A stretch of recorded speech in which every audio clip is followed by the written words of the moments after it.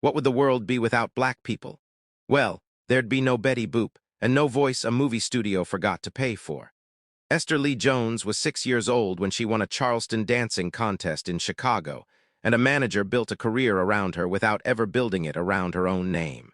First, she was billed as Farina's kid sister, borrowed off a black child star from the Our Gang shorts. Then, the miniature Florence Mills, modeled on a Harlem headliner.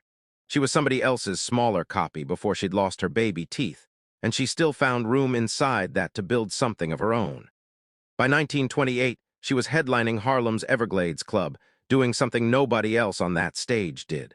She broke words apart mid-song. Boo-boo-boo, wa-da-da, do-do-do. Nonsense syllables dropped into grown-up lyrics like a child talking through a song she wasn't supposed to understand yet. It stopped rooms.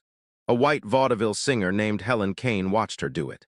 Kane had a ringside seat that night, sitting with Tony Shane, a booking agent who represented them both.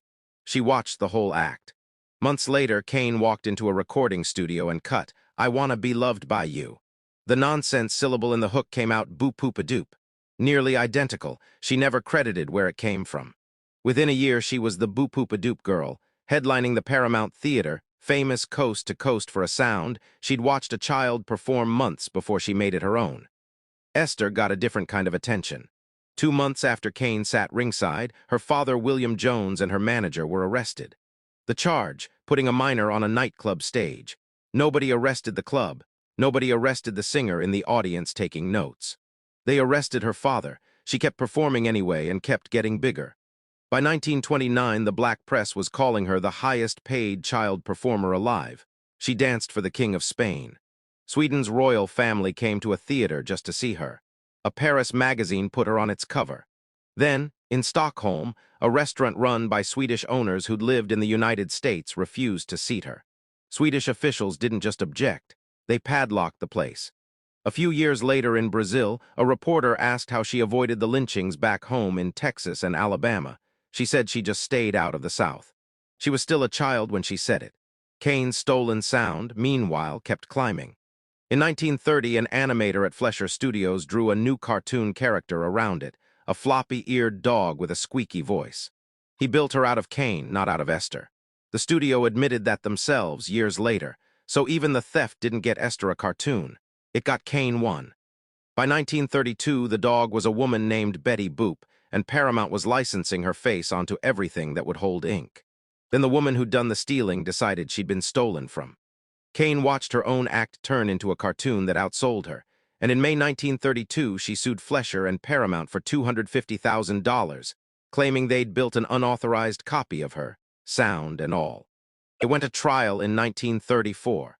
Fleischer's lawyers needed to prove Kane didn't own that sound to begin with, and they built their defense around the girl Kane had copied it from 2 years before either of them had reason to think about her again. They found Esther's old manager, paid him $200 to testify, and played a film of her performing instead of putting her on the stand. She wasn't even in the courtroom. Her own manager didn't know what city she was living in. His guess was Paris. She was working in Louisville that same month. Historians have since questioned how solid that courtroom evidence actually was. What's never been in question is simpler. Kane lost the suit. Fleischer kept Betty Boop and every dollar she ever made. Esther Jones got nothing, not then, not after, not a screen credit or a royalty check or a phone call telling her that grown men in a courtroom had spent 2 years arguing over a sound she'd built as a child. She kept working through 1934, then disappeared from the record entirely. No further performances anyone has found. No obituary. Her own age was reported as 7, 10, 12, and 16 at different points in her life, by a press that never got the rest of her story straight either. Betty Boop is still copyrighted, still licensed, still selling merchandise almost a century later. Somewhere underneath that voice is a black child who performed it first in a Harlem club and was never paid a cent for it.